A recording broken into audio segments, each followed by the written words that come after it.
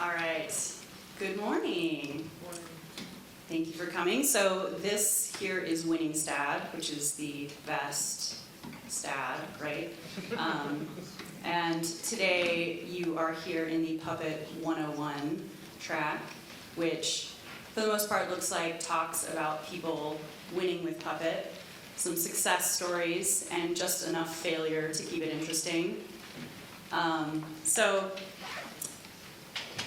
a few notes about important things to know here. About every third row, for those who haven't figured it out yet, there is power. There's also some power out in the hallway if you need it. The wireless here is PuppetConf. Wireless working? Anyone? Anyone? Nods? Yes. Yay! One of the more important announcements, lunch, will be at 12:45 up on the 4th floor. So you don't have to leave if you don't want to. And coffee will also be served all day long up on the 4th floor, which is very important for me. All right, so I'm sure you all here came here today to see Jos talk about his one-man ops. He comes from Crux Digital, and he has a keen interest in resilient and scalable services. He's worked for Canonical, Access for All, and Ripe, which he said before is basically what runs the internet. He's contributed 2% of the code to the current Perl core.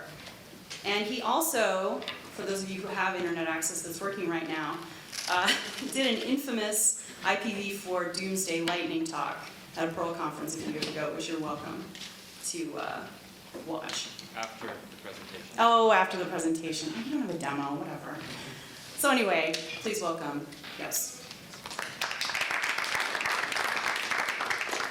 Thanks. Good morning. These guys have a moment to sit down. See a few little small eyes. It's proportionate to the amount of fun you had yesterday. Yes. What you didn't mention yet, there's a microphone up there. We're recording the session, so if you want to have the webcast people hear you, please walk up there. If that's kind of tricky, I'll just repeat your question. So whichever one works for you. Just go ahead. All right. See if this thingy works. So the slides will be up on SlideShare afterwards.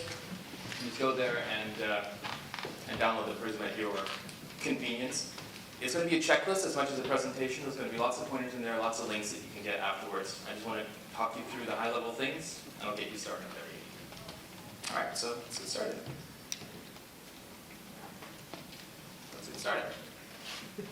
I did this just before. It is so fun. While you mess with my side notes. So as you mentioned, I used to work for Ripe NCC. Anybody know what Ripe NCC is, or Aaron? Okay, great. So if you need IPv4 space, and you're in Europe, Middle East, or Asia, you have to go to Ripe and you have to explain to them, please give me some space. Over here, it's Aaron. So if you're on the internet, you're welcome. Yeah, exactly. And this is how most people know about us. I'm just going to be like, can I have a little bit more space, please? You all know it's running out, so we did a lot of work on making sure that there would be still internet, and that's a talk that you referenced, because we're all screwed. Okay, there we go. After that, I worked for Canonical, almost together with you, but not quite. We didn't quite overlap. And I was the engineering manager for Ubuntu servers, so I did 1004 LTS. If you're on AWS, I trust that's what you're running. Yes? No? Fedora? Anyone? Okay. I did 1010 or Meerkat as well, and we did the big Amazon integration stuff. So you have things like Cloud Init, the replaceable kernel, and so on. Now, doing development on Amazon is actually quite interesting because they don't have a development environment. So they give us access to upload kernels. And it turns out when you make typos in kernel code, you can break a host. So the guest kernel can take down the host operating system. So if you've been on Amazon, all of a sudden the host is gone, that might have been us. So I'm sorry. Now I work at Crux Digital. We like to think of ourselves as the good guys of data privacy. We make sure that the stuff that you do online stays with the website that you're on and doesn't get spread around the internet. So when you're being tracked with diabetes ads or Viagra ads, okay, good. That's because they don't do this right. We're not to be confused with these good guys, with different good guys. This is what Google thinks is good guys. This is a top hit for good guys if you do an image search. It's half the fun of writing the presentation, really, is to get the pictures in. A little bit about our traffic. We do about, on average, 7,000 requests a second, and we process about 150 gigs of raw data every day. And we try to deliver that with very low latency. I always put the Twitter average in there because everybody knows there are a lot of tweets. They do a lot more with the data than we do, but to give you an idea, it's a lot of traffic coming in. And we started really small. We were 4 or 5 nodes, 10, 20, and it grew. So now we have about 100 nodes running all the time. We use tons of MapReduce, which is firing up, taking down, firing up, taking down. Our developers all have copies of our production instances on their laptops. I recommend a MacBook Pro, SSD, lots of RAM, really good. And we have tons of different types of machines.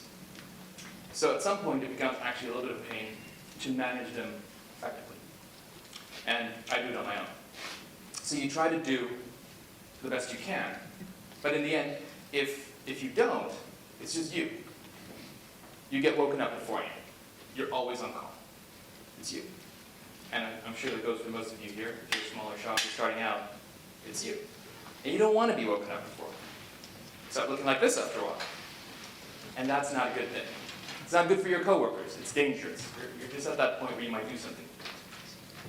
You want to be good. To get there, we learned a few lessons when we were deploying stuff. And you want to have the tools available that you need to stay sane. So I'm going to talk to 7 of them that will make your life a little bit easier when you're getting started in Amazon. Probably not too surprising. If you're on Amazon, run this. It is arguably, I'm trying to choose my words carefully, arguably the best virtualized distribution right now on Amazon. Run the LTS, don't run the non-LTS. For obvious reasons. It has cloud in it. It uses the Amazon user data to bootstrap itself, and you can then configure it to do whatever you want. We configure it to upgrade Puppet to a reasonable version, not the one that is shipped with 10.04. Then talk to our Puppet server, and it will then configure itself. So the bottom YouTube link is about a 7-minute intro to how to work with Cloudkick. And basically it kind of looks like this. And the bold parts are the most important ones. You can do this without using any other tools. You just use this. You tell it to grab Matthias's Puppet backports, which will give you 264, 263, 264, and you just tell them what your Puppet server is, and from there on, you're done. Cloudkick takes care of the rest. It's really sweet. When you launch new instances in Amazon, you can launch them very quickly. They're up in about 3-4 minutes. However, security updates have happened, kernel updates have happened, so when you run your apt-get update and apt-get upgrade, that can take a good 10-15 minutes. So it's kind of a shame, like when you can provision this quickly, you don't want to wait another 15 minutes. So Canonical rolls new monthly updates with all the updates in them. So you still boot just as fast, which is really nice. This is a big deal. The way Amazon has implemented their kernels is that you have a kernel image and a machine image. You link the two, you start your done. Who knows what a PV grub kernel is? The idea of this kernel is that you load a microkernel, which then kexec's into the real kernel. So Canonical has a kernel that does just that. So that's the kernel image. It then loads the AMI, gets the kernel image from there, kexec's into it, and boots that way. Which means when you apt-get upgrade your kernel, you can actually get a new kernel. Previously, it would be you reboot the machine, you revert it back to your old kernel. And you get updated software for 10.04. Canonical has a bunch of people working on this, called the Edgers project. So things like Apache, Memcache, PHP. They'll do releases for it, backported to 10.04, working on 10.04. And there's a lot of people in the respective software communities that do the same thing. So 10.04 is a great thing to get updated software. It makes it quite different from Debian stable, in the sense that there are updates quite readily available, even from the Ubuntu community. I admit that I am biased. I made the thing and now I'm using it. But on the other hand, I'm eating my own dog food and I'm quite happy with it. So a little bit about Amazon. Oh, the one thing I didn't say, if you have any question whenever, just shout up. If you're in the first 3 rows, you're allowed to heckle as well. Go right for that. So a little bit about Amazon. Everybody's launched at least one instance inside of Amazon? Yes, no? Okay. So Amazon started very simple. They had basically EC2, which was your virtual machine image, and S3, which is your data storage. And they've expanded significantly. One of their coolest things is their elastic load balancer. This thing will save you more than once. The way it's implemented is that for every availability zone they have a set of appliances that will do the load balancing for you. And it will grow and shrink as your traffic increases. So that's already scalable, and you don't have to worry about it, which is different than you running Nginx in front of your own stuff, and now you have this one node that can fall over, and you have to do all this IP magic. The real cool bit comes from the DNS-based load balancing that they do. So they will resolve DNSs differently to send you to different data centers. So even if a data center goes away, on the DNS level, this is sorted. So back when there was this big outage, a couple of months ago, when they messed up their entire data center, when you couldn't watch Netflix, when Reddit wasn't there, remember that? Yeah. This thing saved our ass. So those services were down. We have a pretty distributed architecture. So for us, nodes were flapping left and right, and we lost about 50,000 data points, I think, on like 4 billion. So we were quite happy with it. It's about the time that that network takes to rebalance itself. So, oh, and they're free. So if you have a node, put an ELB in front of it, you'll be happy. S3 is awesome. It is awesome as a poor man's CDN, because it is replicated. It's almost always available, which is pretty nice. And should I just move away for a bit? Let me just take a call here real quick. Kind of busy, I'm sorry. There we go. I'm sure you will. I'm gonna need that back. Sorry, where was I? Good permanent CDN. One of the awesome things that it can do is be sort of like a Dropbox account for you as well. And I find it particularly works well with a tool called Expand Drive. Anybody heard of that? Or Transmit? They both do the same thing. It allows you to mount S3, SSHFS, and all these things on your desktop. So it's like having a local environment, but it's actually on your Amazon servers. So you can use your local ID and all that kind of stuff. So it's a hot tip. We use it. We're very happy with it. And I don't get any money from this, so I actually mean it. Everybody know what RDS is? Okay. I'm not quite sure if it means reliable data store or relational data store. From my experiences, I would say it's a relational data store. It's hosted MySQL. For the same reasons that you don't want to run your own load balancer, you don't want to run your own MySQL. The failover is about 7 minutes. If that's critical to you, think about that. You can have a hot standby. The downside of it is you cannot replicate out of it. So they got all their replication sorted quite nicely. Scales very well for reads. But if you want to have a local copy, local host access, you can't do that. If that's your main concern, you're back to having your own MySQL. But RDS should be your go-to thing if you insist on running in a relational store. I keep wanting to say reliable. We all know it's not true. Use EBS root. You can launch 2 different types of instances, one that have a persistent root and ones that don't. The persistent ones allow you to turn them off and turn back on again, and they'll survive reboots with your data. It's pretty straightforward, but it makes all the difference in the world. If you care about I/O performance, Amazon is notoriously bad for it, relatively speaking, but you can get quite a boost if you attach multiple EBS devices and you RAID across them. It spreads your writes over multiple devices.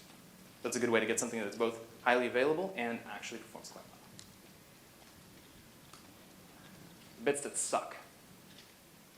Network partitioning happens all the time in Amazon, all the time. You have nodes that can't talk to each other.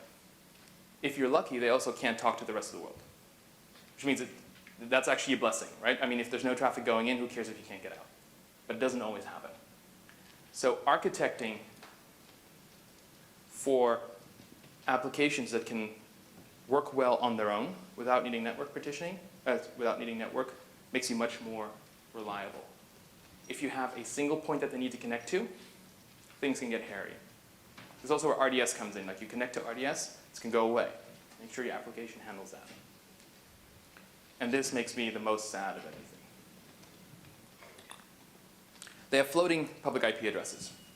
Now, the fact that when I reboot a machine, I might get a new IP address is one thing, but they have a lease of about 10 hours. And you probably will get a new IP address. Which means if you have a DNS entry, an A record, that points to that IP address, you're host. So you have to use a CNAME. Their TTL is set to 60 seconds, so they can do this. That also means that when you have a web page you're running on this, you're incurring a DNS lookup every time. So even if you can serve in 20 milliseconds, add another 30, 40, 50, depending on your provider. So this is sad. They also have a very limited amount of fixed public IPs, and I can tell you from my time at Ripe, you're not going to get a lot of them, because we're kind of running out. So it's rough. You want your DNS TTL low in these types of circumstances. You want it low for your load balancers as well when you want to switch stuff over. But yeah, you're going to hit the latency. It's just, I hope they change that, because there really is no need for it. Once you have a public IP, you might as well keep it for as long as the instance is there. But it's something you'll have to architect around. So sort your DNS. Amazon offers Route 53, which is pretty good. You can get up and started. Once you start getting real traffic, my recommendation is go look at a bunch of guys called Dyn DNS. Everybody know who Dyn is? Yeah, I see nodding. They're awesome, and we couldn't be happier. So once you get to the real size, go there. And avoid single points of failure. There's network partitioning. There is nodes that might be on degraded hardware. Hell, it might be those guys at Canonical trying to develop a new kernel, and we all know how that goes. So they will go away. They will fail. And you will get paged, and you will have to deal with it. So try to architect around that. We architect for eventual consistency, which I'm sure you've all heard about. So rather than trying to make sure everything gets updated at once, it'll get there. And it stops you from being this guy. So since this is a Puppet conference, I figured I'd talk a little bit about Puppet as well. If there's any tip I have, is make it easy to develop on Puppet. You want your developers to be able to contribute, and you want to iterate quickly. So, no-brainer, put your code in version control, if you didn't do that already. Start with multiple Puppet environments right away. Retrofitting Puppet environments is kind of a pain in the ass. So if you start with multiple environments right away, you don't have that problem. We run development, stage, and production. I have one node of every cluster in development, Puppet's environment development, one in staging, the rest in production. So we'll do some local development. We'll push through the master development branch. We'll have one node in the cluster. If it doesn't fall over, I roll it to stage. Still good, we roll it to rest. Your choice about how you want to update them, we basically use rsync because it's tried and true. You can do branches in Git or whatever works for you, but go here. Split your Puppet code in modules. Code reuse is going to save you a lot of time, and you can do small little tweaks. We have 3. We use the Forge wherever we can. We try to extend it with our own components, and we put our components together into a service. So that's why we have 3 different levels of modules. All of our modules have at least 3 files. It's an init.pp, which actually runs the service, a params.pp, because whenever you include a Puppet manifest, it executes it. So if you want to access your parameters from anywhere else, put them in a separate file. And a config.pp lets you say, the service or the component requires that there is a config, but somebody else can define the config. And we use $fqdn everywhere for this unique thing because it'll be unique to the host and easy to remember. Our biggest library or biggest module is our base class. It gets included on every machine. And has everything from set up the system users to app to file system to mounts. NTP, sudo fixes all the things that I forgot to fix when we released 10.04 LTS. So it's all there. And for us, they look kind of like this. So this is what our developers deal with. So when they set up a new web UI service, they're like, well, include the base class. I want an Apache on it. I want the web UI thing. And I need Redis for storage. Here are the few things I care about. And the rest is handled by the OPSI people who do the implementation of the actual services. So we promise there's a scalable Redis when you include the Redis component. Done.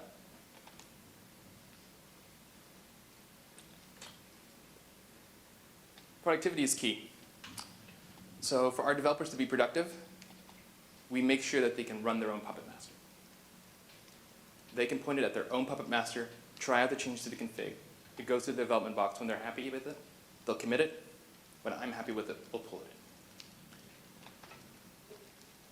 Pushing changes to production should be easy, and obviously creating new components should be easy. We'll loop over them quickly. So this is what it looks like when I run my own Puppet Master. It's a matter of starting up a screen session, pointing it to our little utility, and I have my own Puppet Master. You run it on the Puppet Master server, but on a different port. You run it as sudo, so it has access to all the certificates and so on, and you can just hack away on it. Our layout is like this. I'll quickly cover those 3 little command line tools for productivity. That sort of wraps up what I was talking about. Put your productivity tool somewhere, bin. Our environment's called env. We got development, and we got stage, we got production, and our modules underneath. What makes this extra powerful is if you use an external node classifier for Puppet. Is there anybody who doesn't know what that is in ENC? Sweet. We set our variables up per host, and we use a separate configuration file. So we've got generic manifests that get applied all the time, and based on the configuration in a host, we change things around a little bit. Keep it in an edible location. Editable? Edible? You should keep it in an edible place as well. It's going to be good, but editable. We picked S3. I'll show you in a little bit how that works. Our ops guys, our dev guys can simply go in and say, this one needs to mount this EBS, and Puppet will pick up on it. Or this one should no longer be a slave of this one, but a slave of that one, and Puppet will pick up on it. So there's no need to go down the whole manifest tree. No worries, I'm sure mine went off too, so it's all fair. Are you all familiar with the auto-signing of nodes or certificates? Anybody who's not, just raise your hand. I don't want to go into too much detail there. Cool. So Puppet works on an authorized model, if you will. So a node comes up, goes to the Puppet Master, says, hey, do you have a configuration for me? And Puppet will say, do I know you? And it does that by signing certificates. And there's 2 ways to go about it. Either you explicitly sign the certificate, or you tell Puppet, just sign anything that comes by. I think it's kind of obvious why you don't want everything that just comes by. Now, on Amazon, you can restrict it a little bit by having security groups, so only opening up the port for known networks, if you will. But there's a pretty easy way around it. And it comes back to the configuration I said that we keep in S3. So in our case, when we start an instance, we write the configuration for it into S3. And we have a little tool that checks all the configurations we have. And if a node comes by with a certificate that we have a configuration for, we'll sign it. Otherwise, we won't. And that is linked down there. It's about 10 lines of Python code, but there you go. So our master PuppetConf kind of looks like this, with the interesting bits highlighted. I talked about the external node classifier, which was at the top. Foreman, which we'll get into later, and our individual environments. We've got development, stage, and production, and you simply list all the modules you have, and Puppet will take care of the rest. And in our case, this is again managed by Puppet. So we have Puppet managing Puppet, and we have the Puppet manager through Puppet managing itself. So it's a nice closed loop. And this was the configuration I was telling you about. There's a bunch of facts in there that we populate when we start up the instance. Like, is it a small or a large? Which we, for example, use to decide whether we should add swap or not. Small instances have swap, large ones don't. So it becomes easy to say, well, are you one of these? I'll give you some swap, otherwise. The bold one at the bottom, kredis, is a variable that we use in our kredis manifest, just should save to disk or not. So it becomes very easy to flip a little bit for your host without having to get into manifest. And again, I still don't get kickbacks for these things, although maybe I should start if I do that. Attend one of their master trainings. It's totally worth your time. It's worth your money. And I was avoiding becoming one of these people. But with this, it kind of helped. So, Foreman. Does everybody know what Foreman is? Anybody don't know what Foreman is? Good. Puppet dashboard? You heard of the Puppet dashboard? Good. So Foreman aims to take that one step further. It's a pretty young project. Not everything quite works yet. If your setup is not quite vanilla, not everything might work yet, but there's a few things that are awesome. It aims to be your one one-stop shop for managing and controlling nodes. It does this. This makes me happy. So when you saw before that we send our reports to foreman, this is why. They'll simply parse the output and go, oh, there was a failure, and alert the right person for it. The Puppet run didn't work. Here's why. Go fix it. And it'll give us reports over time as well to see how all of our nodes are doing, and if and when they check in, which kind of looks like this. So this is when we just set up foreman. Our nodes were still reporting in. You see like half of them were there, and then slowly it fills up all the way. It can work as a node classifier as well. So rather than the Python script that we use, which was linked from the bottom, you could get foreman to do it. We've been using this for a while. We're quite happy with our little scripted solution, but you should definitely look into it. It looks very promising, but I can't tell you much more about it because I didn't use it. Your mileage may vary. Try it, don't try it. This looked like a really cool feature. Unfortunately, I couldn't get it to work, but it would allow you to hit a little button and kick off the Puppet run on a node. So when you know that you've just updated all of your BLA servers, you find your BLA servers in the foreman dashboard and run through them. Yeah, go ahead. So is this foreman project, is it kind of being built on top of like the Webastrano Capistrano type of thing? I'm not sure if it's, the question is, was it being built on top of Capistrano or not? Do you know the answer? Because I do not. Okay, it is not being top of that. No, it likens itself to it. It says like, if you're used to these tools, these are kind of the things that we do, but they do it differently. They specialize a lot on virtualization, but not Amazon. And they build on top of Puppet mostly, but integrates really nicely. And I'm really looking forward to them doing more things. So give it a whirl. Does that answer your question? Yeah. Cool. I'm a Perl guy. Puppet are a bunch of Ruby dudes. But there's a good reason to love Python. And it's a library, boto. Anybody doesn't know who boto is? Or what boto is? Sorry. Cool. Apparently it's a dolphin, or so Google image search tells me. But it's sort of the best library I've found to talk AWS. Not just S3, not just EC2, all of the AWS services. And there's another project spun off of that called S3 command. So this is apt-get install S3 command. And it becomes very easy to interact with your S3 buckets. We use it for our cron jobs. We'll have logs on ephemeral devices, and we just ship them off to S3 whenever we're ready. It serves as input to our EMR. It's a good way to back them up, and it's relatively cheap. Like I said before, you can use it as sort of your My Dropbox. If you have the GUI tool, like say Expand Drive or Transmit to do it for you, to talk S3, and you've got your command line tools, it becomes very easy to just share files around. Everybody's talking about infrastructure as code. I'm sure you've heard that come up quite a lot. For us, it all fell together once we had Puppet, which can manage our machines.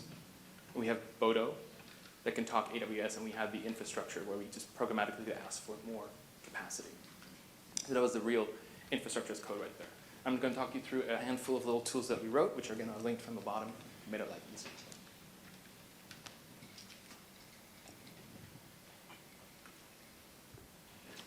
You can launch an instance from Amazon from the UI. You'll click a little button.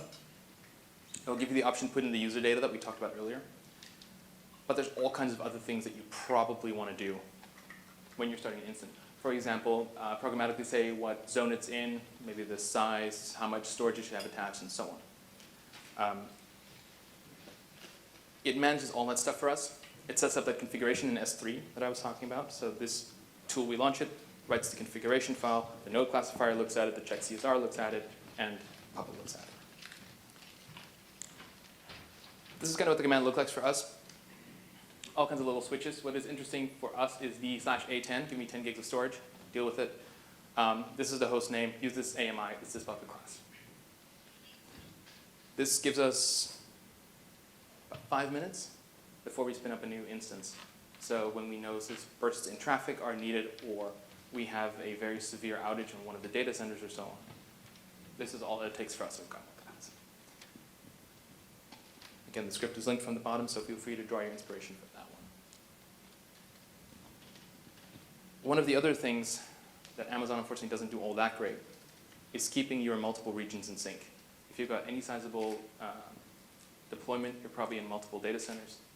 Now you've got security groups over here, got them over here. If you just made a change here, it's duplicated over here. So using Boto, we wrote a simple little script where we have a configuration of saying, these security groups are supposed to talk to these security groups on these ports, on UDP, on TCP, or even on ICMP. We add the monitoring tools that we have to fix IP addresses that are those, and we just run through it. And boto will make sure that all the groups are synced and that the permissions are synced. And we run this once every hour from some box. Problem solved. Who doesn't monitor their services? Who is not willing to admit that they don't monitor their services? Sweet. You have to start somewhere. And my tip is start with Cloudkick. They got bought by Rackspace not too long ago, and they have very easy to integrate monitoring graphing. It should be your, you know about them. It should be your first stop. They give away a free developer account, which is really awesome. So you get one node that you can use all their stuff on. But the second line is even cooler. You get unlimited nodes for their basic stuff. So you can have all of your nodes graphed for free and monitored for free for basic stuff. Is it up? Does SSH work? Is my Apache server responding, and so on? And you don't even have to open up a credit card. There's a referral program at the bottom. That's mine. Don't feel forced to use it. I get like second free node. But share amongst each other. You get your second, third, fourth, and fifth node for free. You're up and running. Like if you're a small shop, that'll take care of most of your stuff. This is what this looks like for me. It's one of the many graphs we have. These are performance graphs. You're looking at the cache hit ratio of our front-end serving machines. I got it back for a couple of months. If anything is weird on those graphs, we have them on a big ops panel in the office. When there's dips that we don't expect, we know what to do. And we can configure alerts to go with it. So if this thing drops below that thing in this time frame, send me an email. It integrates with PagerDuty. I said duty. It integrates with PagerDuty, and it's early. And that means that you can get alerts really easy to your phone as well, or you set up a rotation if there's multiple people and so on. So it makes it really easy. The stuff I highlighted are the tags that we put on our nodes. Cloudkick works tag-based. You tag it with whatever you want. And we generate our Cloudkick configuration from Puppet. So what that does is all the Puppet classes that we apply get added as tags onto our Cloudkick. So if I want to know everything that had Redis on it, I ask Cloudkick, show me all the nodes that have Redis. How are they doing? You can do the same thing with any other tags you might have. We tag them, for example, the zones they're in, the sizes they are, the storage they have attached to them, all kinds of stuff. So we can slice it and dice it anyway. The small caveat is that the Cloudkick conf is generated on the client from the state file on the client. So the second time Puppet comes around, it knows what it applied the first time, then you get your Cloudkick tags. They released a gem as well, the Ruby folks should be happy, that allows parallel SSH. Basically queries Cloudkick over their API, and you say, I want SSH to all my Redis nodes, and it gives you a list. Or all my Redis nodes in this availability zone that match this namespace. You can do parallel SSH. Really useful. We do that to kick Puppet runs, for example, or when you upgrade Redis, which is just a random example, is you need to take it down and then take it straight back up again. But if you have it set to save to disk, it's take about 30 seconds. So you can't just do kill start. Wouldn't work. So we do a little bit more control like this. Easiest example kind of looks like that. Query all my Redis C nodes and bring out the host name. We improved the gem a bit. I added PSCP support, so if I need to sync a configuration file around, it becomes really easy. We added for listing of nodes as well, which kind of looks like this, which we use for our automation tools. So give me all the nodes and then find me the IP address, or make sure they're all the same type of size or whatever it is. Right. It's on our GitHub right there. I am not a good Ruby programmer. If you are and you use this stuff for contribute, we'd all be very happy. If you don't want to be woken up at 4 o'clock in the morning, and if you want to have an answer as to why are writes slow, monitor and graph everything. If you just remember one thing from this entire talk, monitor and graph everything. When you grow up, when you grow bigger, you're probably having more people on your team. You probably need to set up some rotation for being on call, so it's not just you. PagerDuty is a great place to go look next. If you get more serious about your application monitoring, take a look at New Relic. They do PHP and Java. They just started Python. I'm sure they're starting to go into other languages as well. It's a phenomenal product. And when you get really big boy and you have tons and tons of nodes to deal with, take a look at M Collective, which is now part of the Puppet Labs, right? Yeah, okay. So again, no kickback, but it's a cool thing. All right. And there's one more thing I wanted to talk to you about. Vagrant. It's one thing to have all your developers develop on Amazon, but ideally when they're sitting on an airplane or when they're just not that close to the data center, you still want them to be able to work and be productive. Vagrant is a really cool project that makes it easy to integrate VirtualBox on your laptop programmatically. So you use a little Vagrant configuration file. You say, I want an Ubuntu 64-bit box. Give it a gig of memory. And when you boot, run this thing. This thing, in our case, is a Puppet Bootstrap script. Kicks off Puppet, configures it, and it configures our nodes exactly the same as production. We have an if-else block in one of our core params files, which is about 40 lines long. 20 for Puppet, 20 for Vagrant. Those are the only differences. And there's simple things like, well, I'm local, so don't try to make swap space 2 times the size of memory. That's just crazy. Or, well, my UUID is still 1,000, but my name is Vagrant, not Ubuntu. And it just works. We have about 10 USB sticks lying around the office. When you need a development environment, you pick up the USB stick, you plug it in, and you're actually up and running in about 30 minutes. It's almost as fast as we can do it in Amazon. At the bottom, you've been seeing our code for doing this. Our code is over here. Our code's over there. Go there. Be inspired. Use it. Alter it. If we did something wrong or silly, let us know. If you have any improvements, share it, please. All right. I talk faster than I should. So I actually ran through that. Which means I have some time for questions. So I'll put the slides here. We talk about what we do on Twitter, as everybody does. And the reason that I got to come here is because I have to tell you that we're hiring. So if you're bored at what you do, we do cool stuff, come talk to me. Any questions? How many instances do you have running Vagrant at Firefox? Do you overlay it with one, or how do you do that? The question, how many Vagrant boxes does a developer run? Yeah, so like what we've got various roles that we have tons of machines coming up. Do you kind of overlay that onto one, or do you have the same kind of stack? We do both, actually. So the question is, like, do we do everything on one box, or do we have different boxes for different roles? We do both. We have one big fat box, which we call developer box, which is a Puppet class called development. We use Redis, we use React, we have a local MySQL server on there. We have a pretty fat Python stack, things like that. So they just get everything right there, big package, like go nuts and whatever you need to work on. We also have a crawling infrastructure of emulators that go around the web and stuff, and people who work on that will get the specified emulator stack. So because in our case it's just a matter of just tell me which Puppet recipe you want, it's really up to you. Does that answer your question? Yeah, it does. I was also, are you bitten by the fact that it doesn't do the new VirtualBox clone thing when it's being Vagrant? If I got bitten that it doesn't do new VirtualBox clone thing, yes. Ruby gem still confused the living crap out of me. So I upgraded the gem, and then the rest of the stuff didn't work anymore, and I started throwing away some files. I might have left it in a silly state, but yes, I got bitten by that. I told our developers not to upgrade. It's actually why we have the USB stick, because it has the right VirtualBox on it. It has the image that we want them to use on it.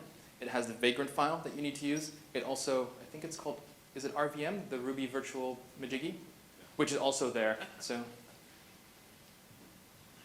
Majiggy, yeah, that's I just realized that. I was like, oh, I think that should be the new name. You're welcome. So it's a matter of typing one command, and it just sources everything and doesn't mess with your system. I have another question. Yeah, go for it. I'm fast. So. How, in your PuppetConf, do you have any kind of secure, how do you separate kind of security details from just, configuration details or what they have? So you're giving out developer boxes, you don't want it's in there on private keys. How do we separate them? So, I mean, not links into the CSS or anything, presumably you don't want, how do you filter people just presenting the wrong host name, just sign this yourself? So it's one thing that I glossed over a little bit. Our CSR is not just the host name. It's suffixed by a 36-character UUID, and you better have that one. And we do a little bit of trickery. Our Vagrant ones are Vagrant dash your username dash type of machine dash our domain name, and then dot cert name. and we auto-generate them. So even if you took somebody's key and you did something else, it wouldn't work. We found that particularly useful because hosts go down. So when our dev 001 box goes down, we might want to spin up another one, but we don't want to be confused with the other dev 001 box, which isn't around anymore. But we didn't want to have a random certificate name, which was just a UUID, so you don't know what you're looking anymore. When you've got 200 machines, you go like, gee, I wonder which ones are my dev boxes. That's why we did the host name dot assert. So we fire up new boxes. Our system will warn you, says, you already have one like that. Do you want me to just remove everything in Puppet? And when you know it's down, you say yes, and otherwise you're like, oh, I'll come back and say no. So that's how we get around that. Well, first question is, how do you set up security details? The security details. How would you deal with? So we don't actually separate those, but we have layered keys, so you just don't have access to certain things. And we're still working on a reasonable principle here, a reasonable person principle. The trick we use for things that you don't want synced, so we sync the entire files directory of a module into a fixed location. So if it's the module is called foo, it'll go into user local crux foo, and all the files will be there. So if you don't want a certificate to be synced over, we put them in a template. So the template will be on the Puppet server, and you simply do content equals template. And you don't actually do any ERB in it. It just doesn't put it there. Does that answer your question? Cool. Any other questions? How do you manage your AMI versions? How do we manage our AMI versions? Not very well. I think that's the best answer. It turns out because we were on 10.04 and 10.04 exclusively, and I happen to know what the process is for that, I know that even my older AMIs are getting the updates that the newer ones have automatically. If we would run 2 versions of an operating system, let's say 10.10 or 10.04 for whatever reason, this would get a lot hairier. If you run 2 different operating systems, I would probably have to go to the drawing board. Do you have any recommendations on how to run and deal with multiple versions? Yes, but I'm working on a project called Cloudkick right now that handle basically when you update your Puppet code, it generates a new version of AMI automatically Right. if it's needed. So that way, when you're ready to scale, your AMI is ready to go, and you don't have to spend 10 minutes running Puppet. Okay, that's a very good point actually. See, so he works with a project called Cloudscale. Yes. It says rather than firing up the vanilla AMI, which is what we do, and then we run Puppet over it, which can take about 15 minutes. Says, well, what we do is we fire up an AMI, we run Puppet over it, and then we generate a new AMI from that and just launch that. So rather than having to wait those 15 minutes for Puppet to run, we can instantly scale. That's very cool. Any other questions? All right, I guess it's all yours then. Thank you. Thank you very much. So we have about 15 minutes for a break, so you can do whatever. And next up will be Randall talking about the state of user experience at Puppet.